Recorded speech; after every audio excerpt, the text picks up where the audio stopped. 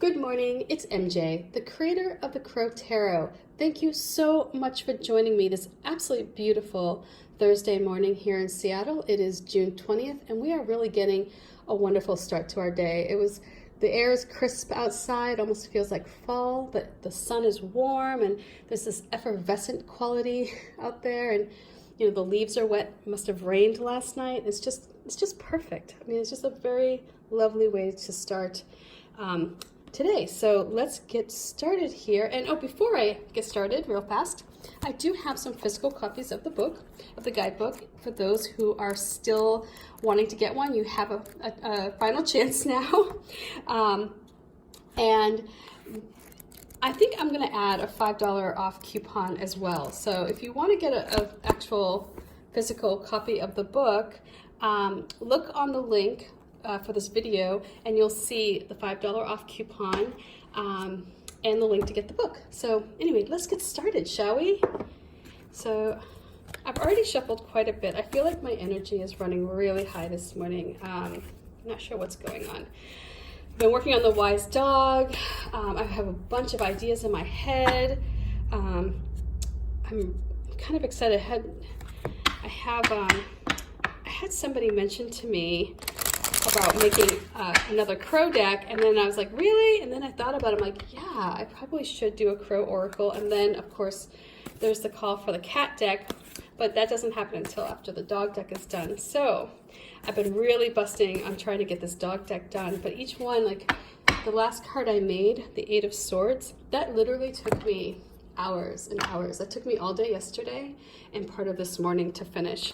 So some cards, they just like boom, I've got it, and it's like, I can move quickly. Other cards just a lot more intricate, or it just, the idea starts in one direction and moves completely in another, and it's all part of the process. That's what being an artist isn't about, like slapping things together and putting it out quickly. For me, I mean, yeah, I could probably have slapped together that wise dog deck in a couple weeks, but then it wouldn't really be the art that it is. And I like taking my time and making sure that what I produce is good. I mean, it may not be perfect, but at least it's something where I look at it and I go, visually, I'm pleased. So the first card I'm going to pull for the reading today, the foundation card, is the 10 of Swords. There's a great deal of sorrow, a heaviness that comes with this card. So whatever this moment in time was, it was in the past, and you've moved on, and you've probably become stronger as a result of it. And bear with me, I'm sorry, my throat, I feel like I'm a bit congested this morning. It's like high allergy season here. Our current situation, though, look at this. We have this Queen of Wands. I feel like that is really taking a situation that could have been one that, had you down and out for a long time. Instead, it made you stronger. It's like like when, like the phoenix rising out of the ashes. That, it's like where you come back and you're just more powerful. And which this reminds me of a song, but I'll get to that later. The next card we have is the energy that the crows are bringing back that will help you perhaps, really command your role here as the Queen of Wands. That will help you feel confident, or perhaps ease some friction if you're feeling as though there's some friction. And here we have the 2 of Swords. All right, let's unpack this, shall we? Okay. So this 10 of Swords in the past would have been something that would have been devastating. I mean, it could have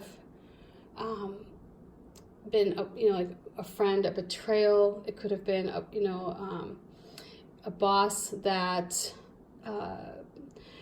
perhaps fired you, and because of that, for something that you probably didn't even do, it was just something where you just felt the weight of the world crashing down on you, and you felt stuck as a result of this, and it was painful. And you may not have even realized it at first what was happening. The first couple blades may have gone in as they're so sharp without any detection. It may have felt like just a paper cut.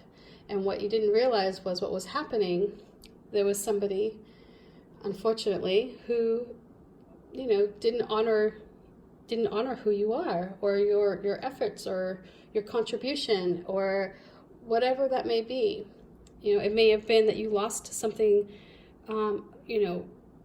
that meant the world to you, and as a result, you felt as though you had been knocked down, and perhaps it was pretty difficult to get up.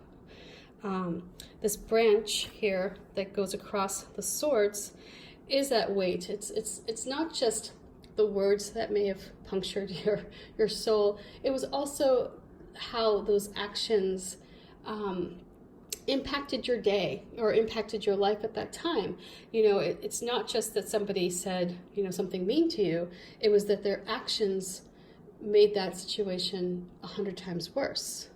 So if it was a betrayal, it may have been that somebody said something horrible or whatever, and then on top of that, the result of those words may have been a lost job, a lost relationship, a very bad breakup, or something where it was devastating.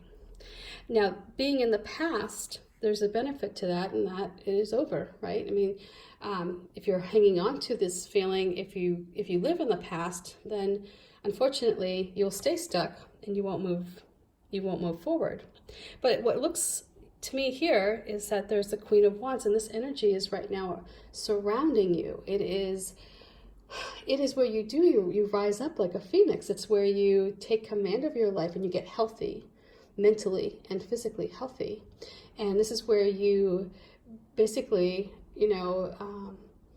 put the past aside. When somebody is horrible, or when somebody is dishonest, or they betray you, that's their karma, right? That's not your karma. However, how you rise above it, how you treat them in return, that's your karma. So the key here is to make sure that you stay focused, harness your power. You have this courage within you that enables you to face the past without judgment, right? You accept it for what it is, and you're able to take that experience and move forward because you can face it. You're not running from it. You're not still wounded by it. You face it, you acknowledge it, and you're moving ahead. And in that, you gain this strength, this just absolutely powerful, beautiful strength, this resolve. And when you do that, it's like all of a sudden these seeds that you had planted in the past begin to grow. So here, the crows bring back the Two of Swords. And the question here is, are you allowing yourself to connect with your intuition and follow your gut? Or are you staying put because you're afraid that perhaps you may end up back here? Have you really cut this cord? Have you let it go? Because you have all this strength and this power and this passion. You've got this creativity, and you can pull together resources and a team, and people want to see you succeed. But are you blind to that? Or are you allowing yourself to stay blind to that because it's easier to stay in a comfortable place where you don't have to risk getting hurt again, right? Where there's courage, there's vulnerability. So you can't be courageous without being vulnerable. And so the Two of Swords here, I feel like, is asking you, are you allowing yourself to be vulnerable enough to put yourself out there so that you can reap the rewards that the Queen of Wands has ready for you? This energy is here at the present time. Do you see it? Can you feel it? Or are you feeling perhaps memories of the past? So the song that this reminds me of, and my daughter gets so annoyed with me because I love this song so much, and I know it's old, but this is my pick-me-up song, and I'll tell you, if you ever hear me playing this song, it is because I need to feel that power, and this is the power. And I know you guys are gonna laugh at me, but it is a Beyonce song. But it's Survivor, right? And if you think about the lyrics, it's like that song Survivor. It's about somebody who may have been put down, may have had a bad breakup, may have been dismissed or underestimated, and despite all that, she rises up. Right? And she sells her 5 million, or she, it's like she's healthier. And then on top of that, I guess the part I liked about this in this song is that the message in there is that, you don't diss that person. You don't talk negatively about that person, because then that becomes your karma. That becomes who you are, and you're not that person, right? You're not that person who points a finger at somebody else, despite the fact that they were probably really horrible to you. Because it doesn't do anything. All it does is keep a wound open. When you point a finger in a wound, you're just keeping that wound open. So this is about letting go of this past. Let them have this, because this is not going to bring anybody happiness. The person who inflicted this pain will not receive happiness from it. Nobody receives happiness by betraying somebody else. They may think they're happy, but in the end, it all comes back. Here, this is where you move ahead. You're strong, you're powerful, you're vibrant, right?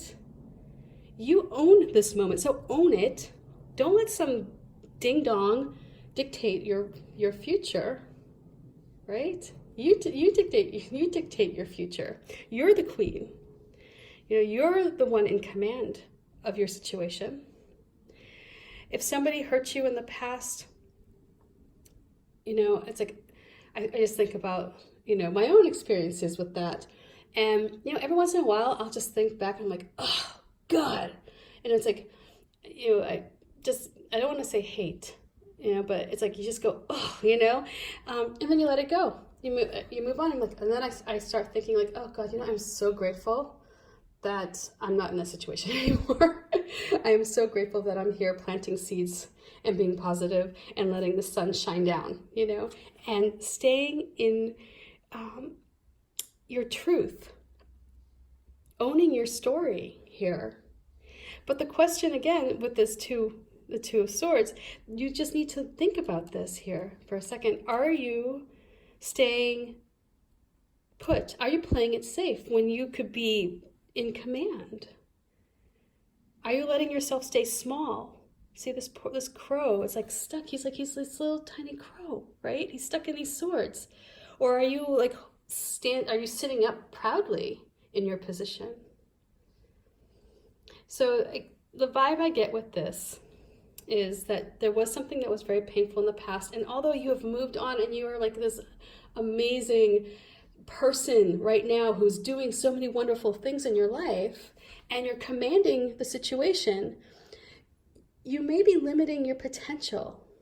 You may be in this place of you're feeling good, you've got maybe a new job, a new partner, your life is going swimmingly, but you may be holding back a bit out of fear, because you can't see the future. You don't know what the future holds for you.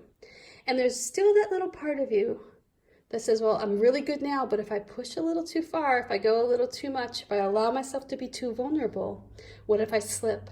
What if something happens and I end up back here? Because that wound is still a bit open. It's still fresh, perhaps. You can still feel it. So this is the two of Swords for me, is that connect with your intuition. You can't see what the future holds, right? But you can feel it if you allow yourself. So allow yourself to feel the future you want to hold, that you want to be in, right? If you're feeling a future that's stuck, that's the future you're going to have.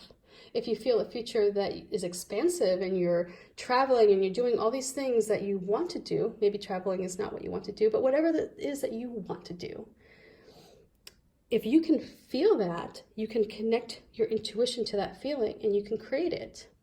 So here, the call is tap in with your intuition, feel what you want to feel, but if you feel stuck, you'll be stuck. And that's just what it is. But don't let fear of the past shrink this Queen of Wands, because she's on fire. She's fierce. Okay, so call up that inner fierceness that you have inside of you. You have it. We all have it. I mean, every single person on this planet has that ability to just take charge and dominate their life. Doesn't mean they dominate other people. They dominate their lives. So you have that. I know you do. It's like it's in every last one of us. It's in that person sitting next to you. It's in that person upstairs from you or downstairs from you, whatever. Whether or not you want to channel it and use it, or if you want to stay stuck, it's up to you. So anyway, bye for now. Much love, peace, and I'll talk with you guys tomorrow. Yeah, bye.